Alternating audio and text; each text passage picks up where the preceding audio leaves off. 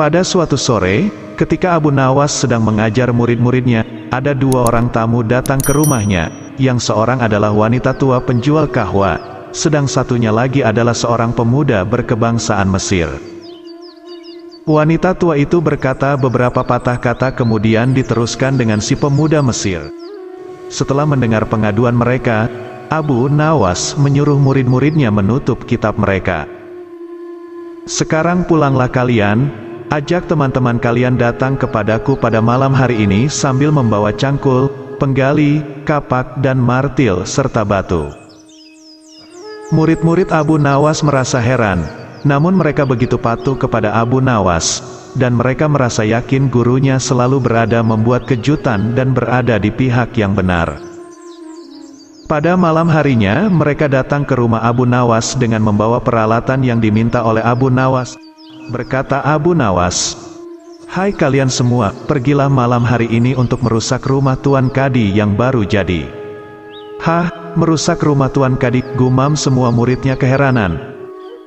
"Kalian jangan ragu, laksanakan saja perintah gurumu ini," kata Abu Nawas menghapus keraguan murid-muridnya.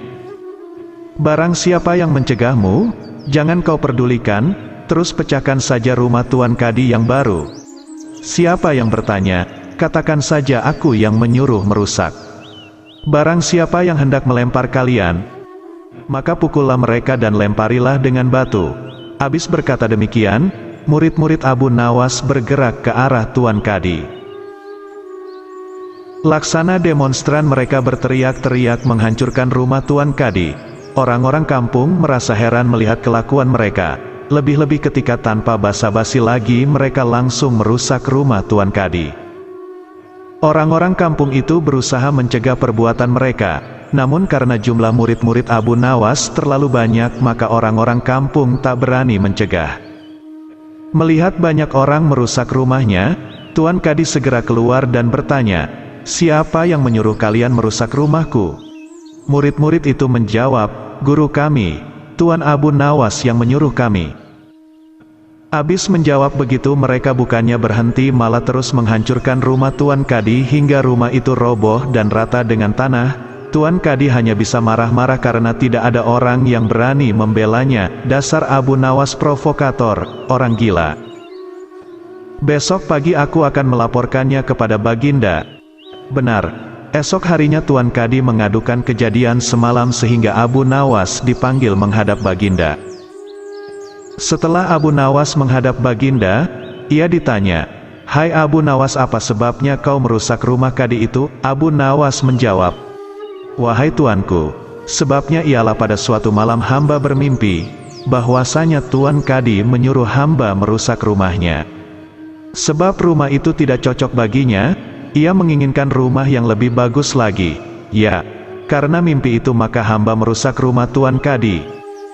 Baginda berkata, "Hai Abu Nawas, bolehkah hanya karena mimpi sebuah perintah dilakukan?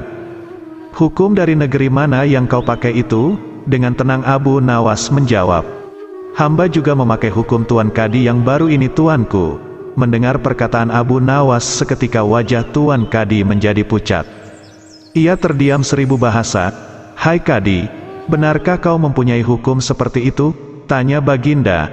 Tapi Tuan Kadi tiada menjawab. Wajahnya nampak pucat, tubuhnya gemetaran karena takut. "Abu Nawas, jangan membuatku pusing, jelaskan kenapa ada peristiwa seperti ini," perintah Baginda. "Baiklah," Abu Nawas tetap tenang. "Baginda, beberapa hari yang lalu ada seorang pemuda Mesir datang ke negeri Baghdad ini untuk berdagang sambil membawa harta yang banyak sekali.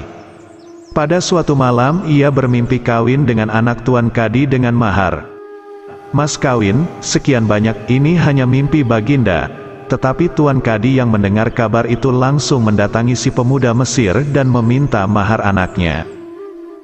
Tentu saja pemuda Mesir itu tak mau membayar mahar hanya karena mimpi. Nah, disinilah terlihat arogansi Tuan Kadi. Ia ternyata merampas semua harta benda milik pemuda Mesir sehingga pemuda itu menjadi seorang pengemis gelandangan dan akhirnya ditolong oleh wanita tua penjual kahwa. Baginda terkejut mendengar penuturan Abu Nawas, tapi masih belum percaya 100%. maka ia memerintahkan Abu Nawas agar memanggil si pemuda Mesir. Pemuda Mesir itu memang sengaja disuruh Abu Nawas menunggu di depan istana. Jadi mudah saja bagi Abu Nawas memanggil pemuda itu ke hadapan Baginda. Berkata Baginda Raja, "Hai anak Mesir, ceritakanlah hal ihwal dirimu sejak engkau datang ke negeri ini." Ternyata cerita pemuda Mesir itu sama dengan cerita Abu Nawas. Bahkan pemuda itu juga membawa saksi, yaitu Patua, pemilik tempat kos dia menginap. "Kurang ajar, ternyata aku telah mengangkat seorang kadi yang bejat moralnya." Baginda sangat murka. Kadi yang baru itu dipecat dan seluruh harta bendanya dirampas dan diberikan kepada si pemuda Mesir. Setelah perkara selesai, kembalilah si pemuda Mesir itu dengan Abu Nawas pulang ke rumahnya. Pemuda Mesir itu hendak membalas kebaikan Abu Nawas. Berkata Abu Nawas, "Janganlah engkau memberiku barang sesuatu pun kepadaku. Aku tidak akan menerimanya sedikit pun jua." Pemuda Mesir itu betul-betul mengagumi Abu Nawas.